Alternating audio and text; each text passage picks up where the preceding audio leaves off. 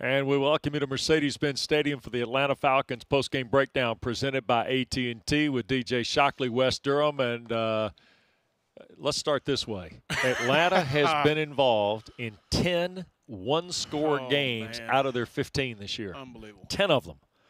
And they're only 2-8. And another one today. 17-14, the loss in Kansas City.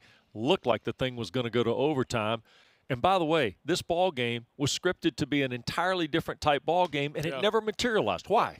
First off, let's just give this Falcons team a lot of credit. I know we're not all into the moral victories and all that kind of stuff. Sure. But to go on the road and play against the team that everybody thinks is probably arguably the best team in the National Football League. Offensively, they might be right. Right. Offensively, they put up points versus everybody, but this team, I thought, fought them for 60 whole minutes. And, of course, you had the things that happened at the end of the ball game. But the fact you're in this ball game, and like you mentioned, a lot of people expected this ball game to go a whole nother way, and the Falcons were in at the end. This sheet's supposed to have a lot more on it. It doesn't. You know why? We're going to run to the fourth quarter because that's where the ball game really starts to materialize, and it's where we see Matt Ryan dial Laquan Treadwell with 4.5 minutes left to take the lead. Yeah, you love that. You see Treadwell starting to come on here late as a couple guys that went down, but finding that small little void in there to sit down, and Matt puts it on him really hard. This is where the windows tighten up down in the red zone, and Treadwell was there for him. Ryan, 300 yards today on 27 of 35. A.J. Terrell looked like he had an interception to seal the win. I thought he was closing out the ball game in dramatic fashion, going up, climbing the ladder to go get this very first Tyreek Hill, just not able to finish that catch. 2 plays later, Demarcus Robinson gives him the lead. Yeah, just unfortunate here. He gets a really good route on Sheffield on the outside and creates that separation, and Sheffield really no chance to catch up. 3-point game. It's 3rd and 5, and Ryan under pressure. Incomplete. And then Shock, 39 yards away, Younghoe Koo. Watch this ball move. Yeah, he just thought it was an unforegone, conclusion. This ball is straight down the middle, and then it just takes it right. I mean, we've seen crazy things this year, but to see that happen right in the ball game from a guy who was automatic all year and to see it go down like that was really unfortunate for the Falcons. Just the 2nd miss of the year for Younghoe Koo, snaps the long streak.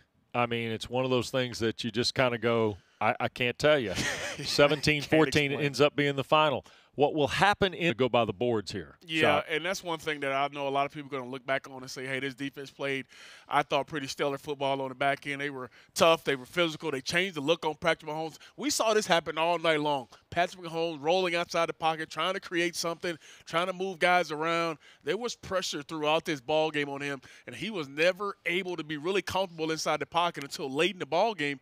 But they put the pressure on him and forced him to throw the football. Obviously, I mean, 24 or 44 are usually not numbers you see from Patrick Mahomes.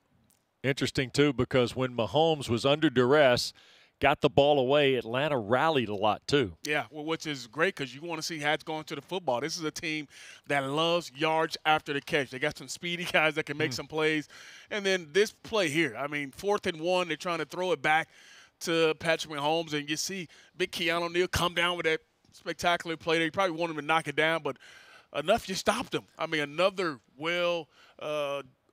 just really solid job on the back end from this secondary. Yep, the Foye Oluokun interception, by the way, also one that's a game changer, and did a nice job today against the run. We talked about, Kansas City would get out on the perimeter today. Williams only had 46 yards on 10 carries. Le'Veon Bell, before he got banged up, 30 yards on 7 carries. Here's the Oluokun interception on a ball intended for, I think, Tyreek Hill. Yeah, it was unbelievable. I think he was trying to fit it to Kelsey right there on that backside. That's it. Never even saw Foye sitting on that void, and Tyreek Hill punches the football out, but lucky enough, the ball rolls out of bounds. But a really big-time play because looks like the Chiefs are rolling well and going down and try to get a touchdown there.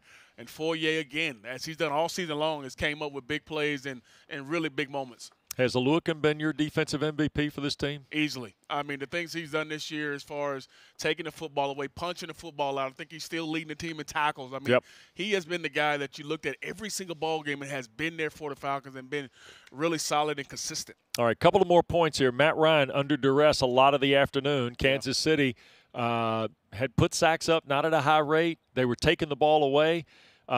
pedestrian at times defensively, but Ryan ends up with a 300-yard day. Yeah, and I think you got a lot of credit to Hennessy up front, too. Stepping in for Alec Mack at that center spot, Gono at that left guard. This was an offensive line that I thought was challenged in this ball game. Yep. And there were times where, the Falcons put only 2 guys out in the route, and they were trying to force the ball down the field, and sometimes they got home. Chris Jones is a really good player on the inside as well, so this Falcons offensive line had their chances in this ball game, and Matt got rid of the football, but you mentioned he still threw for 300 and was really pretty accurate considering the pressure he was under from this Kansas City defense. Falcons, by the way, 367 yards of offense today. They hit 50% of their third downs. A couple of back-to-back sacks stalled out some drives. Atlanta was able to survive the empty possessions offensively, and early in the ball game they were flipping the field. Late in the game, able to manufacture some stuff. But at the end, it's a details business, and that's what happened again today. Maybe didn't get the best look to the end zone when you had a chance in the red zone late. Yeah. And then missed the field goal at the end. Yeah, it hurts because you were driving and you had some things go your way. You think you had a chance to try to put this football game away and try to just end it with a touchdown, and you had the opportunity there. But I think it goes back to what you mentioned, Wes, is I think they had 1 3-and-out in the first half, and you didn't have a lot of them in possession. You changed the field position, forced the Chiefs to earn everything in this ball game. But I thought all 3 phases played pretty well. Of course, the unfortunate miss at the end of the ball game, but you did what I thought you need to do on the road versus a really good team in the Kansas City Chiefs. Okay, here's the deal. Tampa's in the playoffs. They really cannot change their position at all. Right. There is some expectation the Bucs may sit people next week. What does that do for Atlanta in their final regular season ball game? We don't know. Here's what we do know at the end of the day. The Bengals beat the Texans. That means if the Panthers beat the Redskins, Atlanta will go from 5 to 3 in the draft order at the end of the night. And some people, they care about that, right? Some people care about the draft status. Where Some do care about that. That's what I hear. Yes. I hear people care about that. So a lot of things that happen here as the day goes on that could go in the favor of a lot of Falcons fans in that draft order. But as we said at the top, 10 one-possession games. And, I mean, that tells you how close you could be. All year. Easily 9-10 wins in here. Before the game, and we'll close on this. Before the game, Dave Archer mentioned something on radio about 6 touchdowns. That was the difference coming into today between Kansas City and Atlanta. 6 touchdowns. Yeah, that's unreal. Because you think about Kansas City being a team that scored tons of points, but here you are. You're only 6 touchdowns behind the Kansas City Chiefs. And at the end of the day, guess what the difference is? 6. Wow. Still. Wow. 3-point ball game. Great to be with DJ Shockley on a Sunday. We will close the regular season for you here following the Tampa Bay ball game. We hope you'll dial us up on 92.9 The Game next Sunday at 1 o'clock for that. 17-14, Kansas City a winner. We wish all of you a happy new year and see you next Sunday for Week 17.